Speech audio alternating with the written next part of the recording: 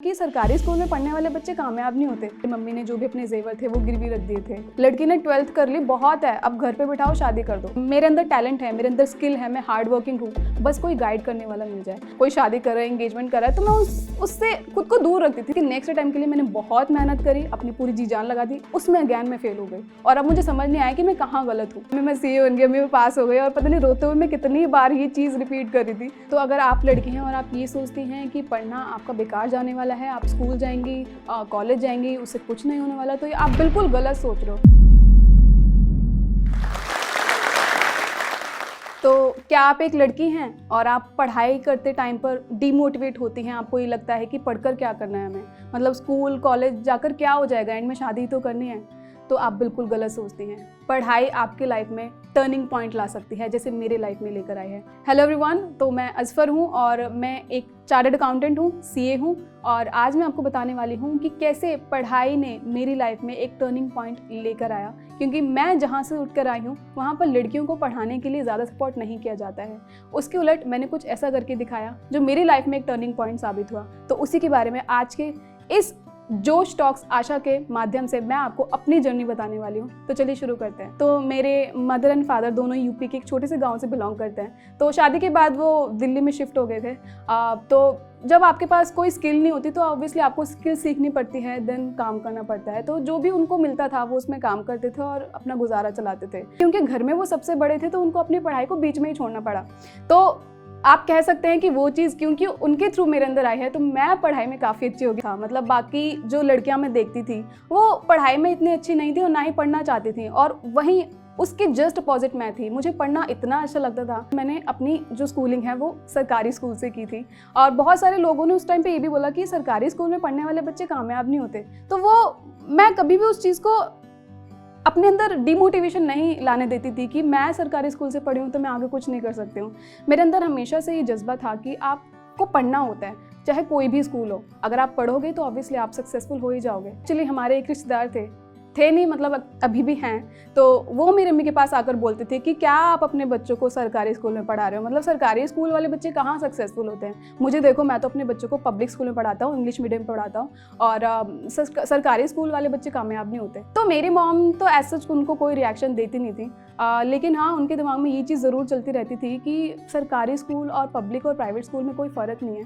मुझे पता है मेरी बेटी कैसे पढ़ती है, उसको पढ़ाई में कितना इंटरेस्ट है, तो वो उन लोगों की बातों पे ध्यान नहीं देती थी। और उनका और मेरा सेम ही है, मतलब हम बोलते नहीं हैं लोगों को, हम करके दिखाते हैं। तो मुझे पता था कि मुझको करके दिखाना है, मुझको अपने काम से, अपने कर्म से उनको जवाब देना है। मैं उस टाइम पे ना उन्होंने कुछ बोला और ना मैं कुछ बोलती हूँ, हमें सिर्फ अपना काम करना होता है, वो जवाब उनको खुद ही मिल जाता है। मेरे जो पेरेंट्स थे वो पढ़ाई की तरफ से हमेशा सपोर्टिव रहे हैं, लेकिन सिर्फ वही सपोर्टिव थे। आसपास जितने भी लोग थे वो सब उनको यही बोलते थे कि क्या करो, मतलब लड़की ने 12th कर ली, बहुत है, अब घर पे बिठाओ, शादी कर दो। ये प्रेशर एक्चुअली मेरे ऊपर काफ़ी टाइम से, क्योंकि मैं घर में सबसे बड़ी हूँ और ऊपर से लड़की हूँ। लेकिन मुझे ऐसा लगता है कि उसकी भी एक एज होती है, मतलब जब होनी होगी हो जाएगी। इसकी वजह से ये नहीं कि आप अपनी पढ़ाई को स्टॉप कर दें और फिर उसी चीज़ में चले जाएं। देखो, शादी तो हर किसी की एक ना एक दिन होनी है, तो उसकी वजह से क्यों हम अपने गोल्स को या फिर ड्रीम्स देखना छोड़ दें। आई थिंक हमें ड्रीम्स देखने चाहिए, उसको पूरा करने की पूरी कोशिश भी करनी चाहिए। तो मैं अपनी 12th क्लास में थी और ऑब्वियसली हर किसी दिमाग में यही होता है कि इसके बाद क्या करना है। अब मेरे घर पे पढ़ाई का माहौल था नहीं, कोई पढ़ा लिखा था नहीं, तो मुझे गाइड करने वाला कोई नहीं था कि इस पर तू ये कर सकती है आगे जाके। तो जो भी कैरियर काउंसलर्स हमारे स्कूल में आते थे, मैं उनसे पूछती थी कि मैं क्या करूं। तो पहले तो वो मुझसे मेरे मार्क्स पूछते थे कि आपके मार्क्स कितने आते हैं, मैं उनको बताती थी, वो बोलते थे कि आप सीए कर लो। तो इतना पता चल चुका था कि कुछ होता है, सीए कुछ होता है, बट क्या होता है ये नहीं पता था। तो मैंने मार्च में अपने स्कूल के एग्जाम्स दिए थे। उसके बाद अप्रैल में मेरी फ्रेंड का मेरे पास कॉल आया, उसने बोला इस पर सीए करनी है, और मैंने बिना कुछ सोचे समझे उसको हाँ बोल दिया, क्योंकि हम दोनों बहुत क्लोज थे, हमेशा साथ रहते थे। तो मुझे लगा कि मेरी फ्रेंड जा रही तो मैं भी इसके साथ कर लूँगी। मुझे नहीं पता था एक्चुअली, मुझे सी की फुल फॉर्म भी नहीं पता थी, कितने साल का होता मुझे ये भी नहीं पता था। बस मैं उसके भरोसे कैसे भी करके इस कोर्स में आ गई। एक ऐसा टाइम आया था जब हमारी जो फैक्ट्री थी उस पर सील लगवा दी गई थी, क्योंकि हमारे आसपास जो लोग थे वो बहुत जलते थे, तो उनको था कि कैसे भी करके इनका काम खत्म करवा दे, बंद करवा दे। तो उस वक्त ऑब्वियसली कमाई तो हो नहीं रही थी, तो जितनी भी सेविंग्स थी उससे मेरी पढ़ाई चल रही थी। और सच बताऊं, उस वक्त मुझे ना पैसे मांगते हुए फीस के लिए बहुत झिझक होती थी, कि मुझे पता है कि हमारे घर में क्या सिचुएशन चल रही है, और ऐसे में उनको जाके बोलूँ कि मेरी कोचिंग के लिए मुझे फीस चाहिए। तो काफ़ी टाइम में उनसे बोलती नहीं थी और घर में ही बैठी रहती थी और सोचती रहती थी कि कि मैं कैसे उनसे बात करूं। उस वक्त जो भी हमारा खर्चा था वो सिर्फ सेविंग से ही चल रहा था। जो भी हमारी पहले की सेविंग थी, मेरी मम्मी ने जो भी अपने जेवर थे वो गिरवी रख दिए थे, और पापा क्योंकि उनको घर पे खाली बैठने की आदत है नहीं, तो वो कुछ ना कुछ करते रहते थे। तो मतलब आप ये कह सकते हैं कि सिर्फ गुजारा चल रहा था, तो कुछ एक्स्ट्रा नहीं आ रहा होता था। और उसमें से मैं उनसे पैसे मांगने जाती थी कि मुझे कोचिंग की फ़ीस के लिए पैसे दो, तो मुझे बहुत ज़्यादा अजीब लगता था। काफ़ी बार मैं उनको बोलती ही नहीं थी, और इस वजह से मेरा सी के अटैम्प्ट लेट होते गए, क्योंकि मैं कोचिंग ही नहीं ज्वाइन कर पा रही थी और घर पर रहकर मैं डीमोटिवेट फील करने लगी थी। सीए के इनिशियल जो लेवल्स थे, मतलब CPT and then C intermediate, मेरा आसानी से निकल गए थे। मुझे मेन दिक्कत आई सीए फाइनल में, जो कि हार्डेस्ट लेवल होता है ऑफ सीए कोर्स। तो इसमें मैंने टोटल 5 अटैम्प्ट्स दिए थे। अब काफ़ी लोग ये सोचने लग जाएंगे कि आपने बहुत सारे अटैम्प्ट दिए, मतलब आप पढ़ाई में अच्छे नहीं होगे। तो जब भी मैंने जो भी अटैम्प्ट दिया है, मैंने अपनी तरफ से पूरी कोशिश करी है। लेकिन हाँ, मैं ये कह सकती हूँ कि जो फर्स्ट अटैम्प्ट था ना मेरा, उस वक्त मैं बहुत ज़्यादा सीरियस नहीं थी। मतलब मैं पढ़ाई करी थी, पूरी करी थी, बट उतनी ज़्यादा सीरियसनेस मेरे अंदर नहीं आई थी। तो जैसे ही रिजल्ट आया, मुझे पता था कि मैं फेल होने वाली हूँ, and I was prepared for that. लेकिन हाँ, उसके नेक्स्ट अटैम्प्ट के लिए मैंने बहुत मेहनत करी, अपनी पूरी जी जान लगा दी। उसमें अगैन मैं फेल हो गई, और अब मुझे समझ नहीं आया कि मैं कहाँ गलत हूँ। तो मेरे अंदर एक चीज़ रही है कि मैं कभी भी रोई नहीं हूँ जब भी मैं फेल हुई हूँ। इंस्टेड मैं हमेशा रोई हूँ जब मैं पास हुई हूँ। तो जब सेकंड टाइम में आकर मैं फेल हुई ना, उसके बाद मैंने खुद को एनालाइज़ करा कि मैं कहाँ पर गलत कर रही हूँ, क्या चीज़ मुझे ठीक करनी है। मैंने उन चीज़ों पर फोकस करा, और मैंने अपनी वीकनेस को अपनी स्ट्रेंथ बनाने का ट्राई किया, और जिसकी वजह से मुझे पता चल गया कि यहाँ पर मैं गलत हूँ, इस पर तो ये ठीक कर लेगी ना तो तू पास हो जाएगी। जब मैं सीए फाइनल में लगातार फेल हो रही थी, ऑब्वियसली उस वक्त मेरी एक एज ऐसी आ चुकी थी जहाँ मेरे बराबर की लड़कियों की शादियाँ हो रही थी, और मुझ पर भी प्रेशर आने लगा था कि मैं भी सेटल हो जाऊँ जल्दी। बट मुझे सीए करनी थी, तो मुझे थोड़ा सा बनाना पड़ा, थोड़ा सा उन चीज़ों को साइड रखना पड़ा।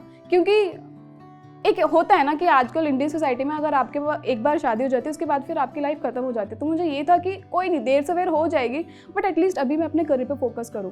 तो वो जो भी थॉट्स थे ना नेगेटिव, मैं उसको साइड में रख देती थी, मैं बात ही नहीं करती थी उसके बारे में। और उस वक्त मैंने सोशल मीडिया देखना भी बंद कर दिया था, क्योंकि आए दिन सोशल मीडिया पर लोग कुछ ना कुछ पोस्ट करते रहते हैं। कोई घूमने जा रहा है, कोई शादी कर रहा है, एंगेजमेंट कर रहा है, तो मैं उससे खुद को दूर रखती थी। मुझे था कि अभी मेरा जो टाइम है वो सिर्फ पढ़ने का है, तो मैं सिर्फ पढ़ाई पर फोकस करूँ। वो बात की चीज़ें हैं, वो बाद में हो जाएंगे। जो चीज़ जिस वक्त लिखी हुई है वो उस वक्त होनी ही है, तो उसकी टेंशन लेकर क्या फ़ायदा। एटलीस्ट मैं अपने करियर पे तो फोकस करूँ। मैंने सीए इंटरमीडिएट के बाद, आपको पता ही होगा कि आपकी इंटर्नशिप या फिर आपका ये आर्टिकलशिप स्टार्ट होती है, तो आपको ऑफिस जाना होता है। जैसे आप नॉर्मली काम करते हैं वैसे काम करना होता है, लेकिन उस टाइम पर आपको सीए फाइनल की भी तैयारी करनी पड़ती है। तो मोस्टली जो स्टूडेंट्स हैं ना, वो सीए फाइनल की कोचिंग लेना स्टार्ट कर देते हैं, और जो कि होती हैं अर्ली मॉर्निंग्स, मतलब 6 बजे से आपकी कोचिंग स्टार्ट होती है। तो उस वक्त मेरी कोचिंग चल रही थी, ठंड का टाइम था, मैं सुबह 5 बजे अपने घर से निकलती थी कोचिंग के लिए। और जो भी उस वक्त लोग जग रहे होते थे वो सोचते थे कि ये क्या है, मतलब ये लड़की सुबह 5 बजे निकलती है, घर पे रात को 8 या 9 बजे आती है, तो पता नहीं क्या बाहर करने जाती है। ऐसा कौन सा ऑफिस है जो सुबह 6 बजे खुल जाता है। बट उनको नहीं पता था कि मैं कितनी ज़्यादा चीज़ें एक साथ मैनेज कर रही हूँ। और ये सिर्फ मेरी कहानी नहीं, हर सीए स्टूडेंट की कहानी है। आपको इतना आर काम ही करना पड़ता है, और ऑब्वियसली इसी की वजह से आप सीए बन पाते हो। मैं बहुत शाय और इंट्रोवर्ट लड़की थी, तो मुझे पता होता था कि ये मुझे गाइडेंस दे सकती है, बट मैं बहुत शर्माती थी कि मुझे ये ना समझा रही, इसको तो कुछ भी नहीं आता। बट मुझे ऐसा लगता है कि कहीं ना कहीं वो भी एक रीज़न रहा है, जो मेरी सीए जर्नी में मुझे थोड़ा कंपैरेटिवली ज़्यादा टाइम लगा, कि अगर मैं अपने उस डर को, उस शाइनेस को ख़त्म करके मैं उनसे पूछ लेती तो शायद मैं जल्दी बन पाती। मैं अपने सीए फाइनल के लास्ट अटैम्प्ट की बात करती हूँ, तो मैंने लास्ट अटैम्प्ट के लिए बहुत मेहनत करी थी। मुझे पता था मैंने कितनी मेहनत करी थी, और लेकिन हमेशा कितनी भी आप मेहनत करो, उसके बावजूद भी आपको रिजल्ट वाले दिन खुद पर डाउट आता ही है कि मैं फेल ना हो जाऊँ। तो उस दिन भी ऐसे ही कुछ था, और हमारा रिजल्ट आना था 12 बजे, लेकिन वो आया शाम के 5 बजे।